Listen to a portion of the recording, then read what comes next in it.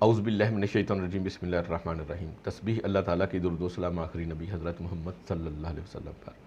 میں رائے عابد علی کھرل، راست نکتہ کے فورم سے حاضر خدمت۔ میرے دیکھنے اور سننے والوں کو سلام۔ آج کا ہمارا موضوع ہے جج کا بیٹا جج، بیوروکریٹس کا بیٹا بیوروکریٹ، مگر گالیاں سیاستدانوں کو کیوں؟ پروپیگنڈا کے حوالے سے ہم کئی وی لاگ کر چکے ہیں اور مزید بھی کئی وی لاگ ہوں گے۔ خیر، پروپیگنڈا کا ایک اصول یہ بھی ہے کہ جو کام خود کر رہے ہوں یا کرنے والے ہوں، بعین اسی کا الزام یا اس سے ملتا جلتا الزام کسی ایسے شخص پر جو اس ملک، قوم یا قبیلے میں مقبول ترین ہو، یا اس حوالے سے یہ تصور کیا جاتا ہو کہ وہ ملک، قوم، عوام کا خیر خواہ ہے، وہ عوامی فلاحی منصوبے بناتا ہے اور قوم اور ملک اور دفاع کے اوپر بھرپور توجہ دیتا ہے، اس کے اوپر لگانا ہوتا ہے۔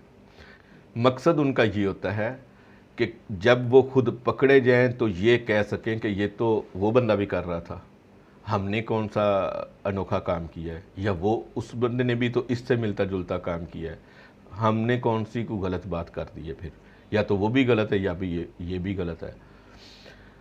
اور اس مقصد کے لیے مقتدر حلقے سرکاری وسائل کا بے تحاشا استعمال کرتے ہیں اور آؤٹ آف وے جا کے جس کے اوپر یہ الزام لگائے جاتے ہیں اس کو گرفتار تک کر لیتے ہیں اور بغیر تفتیش، تحقیق، انکوائری کے ان کو پابند سلاسل کر دیتے ہیں تاکہ دوران تحقیق سچ اور حقائق سامنے نہ آ جائیں اور ان کا مقصد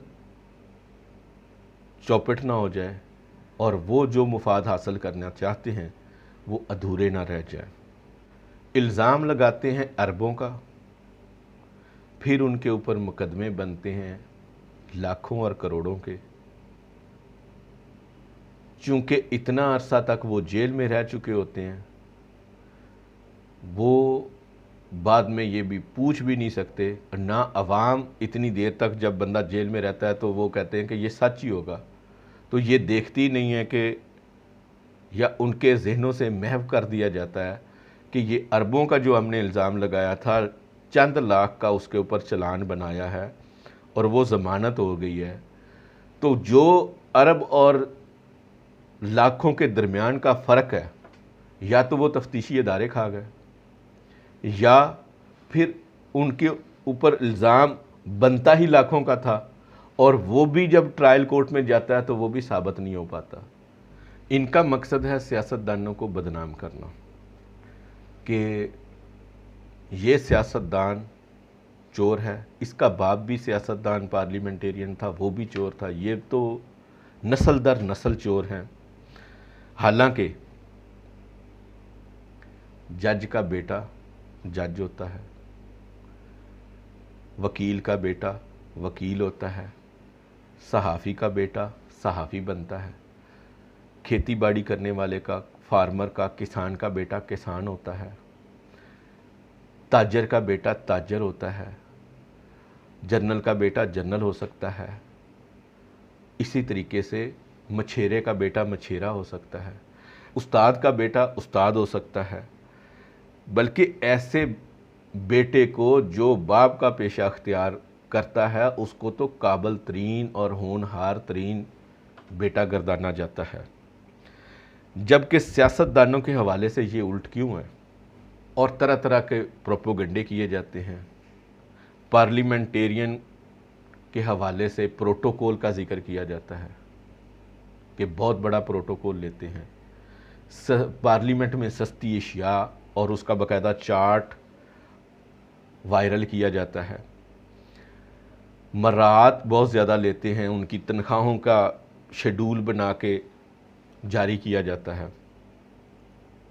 حالانکہ اصل تنخواہیں، مراعات، اشیاء، प्रोटोकॉल, सस्ती एशिया, ये ब्यूरोक्रेसी इंजॉय करती है। हमें पार्लिमेंटेरियन के पीछे लगा देते हैं ताकि हम उधर देखें, पीछे से वो अपना काम जारी रखें।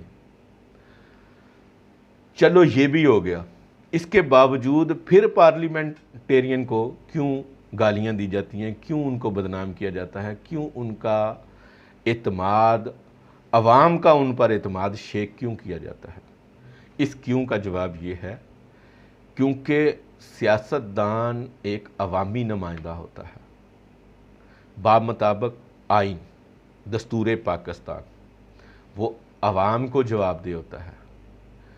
कोई भी ब्यूरोक्रेट, चाहे वो सिविल हो, चाहे वो फौजी हो, चाहे कोई भी अफसर दूसरा जो ज़ेरे इंतज़ाम चल रहा हो, हुकूमत पाकिस्तान के अंडर हो,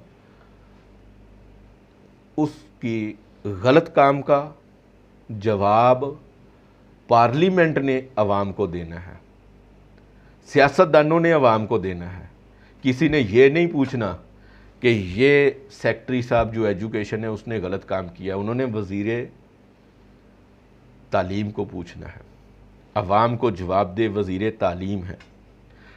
और पार्लिमेंटेरियन सियासतदानों के ऊपर जो पार्लियामेंट में मौजूद होते हैं, जो कमेटियों को हेड कर रहे होते हैं, उनके लिए ज़रूरी होता है कि वो अपने अंडर ब्यूरोक्रेसी, चाहे सिविल हो या चाहे फौजी हो या चाहे अदलिया की हो,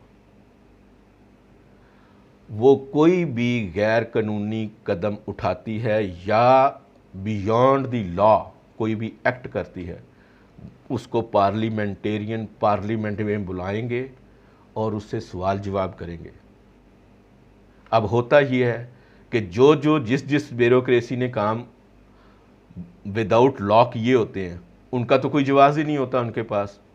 तो उनके पास सबसे बेहतर हल है कि पार्लिमेंटेरियन को बदनाम किया जाए, अवाम का उनके ऊपर एतमाद शेक किया जाए। अगर पार्लियामेंट किसी भी ब्यूरोक्रेसी को ये नोटिस दे कि आपने ये काम out of way, out of law, without power किया है, तो इसका आके जवाब दे, तो ये ब्यूरोक्रेसी एक दूसरे की मदद करती है। अदलिया उसके ऊपर स्टे दे देती है, कई साल तक स्टे चलता रहता है। उतनी देर में ये वो गवर्नमेंट ही बदल जाती है। तो फिर क्या होता है, नतीजा ये है कि ऐसे इक़दामात जो कि गैर कानूनी होते हैं उनको कानून का ग़िलाफ़ बनाया जाता है और फिर पार्लियामेंट के ऊपर पूरे का पूरा ग़िलाफ़ बना दिया जाता है। तो हमें अगर अपने मुल्क को आगे लेकर चलना है तो पार्लिमेंटेरियन के साथ साथ, सियासतदानों के साथ साथ उन अदारों को भी देखना होगा जो पार्लियामेंट में जवाबदेह हैं और जवाब नहीं देते। कौन कौन अदारा, किस अदारे ने एक दूसरे के साथ इत्तफाक कर लिया है, इत्तेहाद कर लिया है, ताकि वो अपनी मनमानियाँ करते रहें और मनमानियों का जवाब ना दे सकें। हमें ऐसे प्रोपेगंडे जिसमें सियासतदानों को बदनाम और बाकियों को फरिश्ता दिखाया गया है, उसको नाकाम करना चाहिए। हमें असल निज़ाम के ऊपर एतमाद करना चाहिए और हमें अगर हमारे सामने अगर कोई ऐसी बात हो तो हमें उसका जवाब देना चाहिए कि पार्लिमेंटेरियन तो अवाम को जवाबदेह हैं। क्या ब्यूरोक्रेसी किसी को जवाबदेह है कि जो मर्ज़ी फ़ैसले करते रहें, जो मर्ज़ी अपनी अख्तियार में ना हो वो भी करते रहें? तो किन को जवाबदेह होंगे? पार्लिमेंटेरियन को। अगर आपको ये वीडियो पसंद आई है तो लाइक के बटन को दबा दें, और अगर आप इस फोरम पर नए हैं तो सब्सक्राइब के बटन को दबाएं और साथ लगे घंटी के बटन को दबा दें ताकि आपको हर नई आने वाली वीडियो की इत्तला मिलती रहे।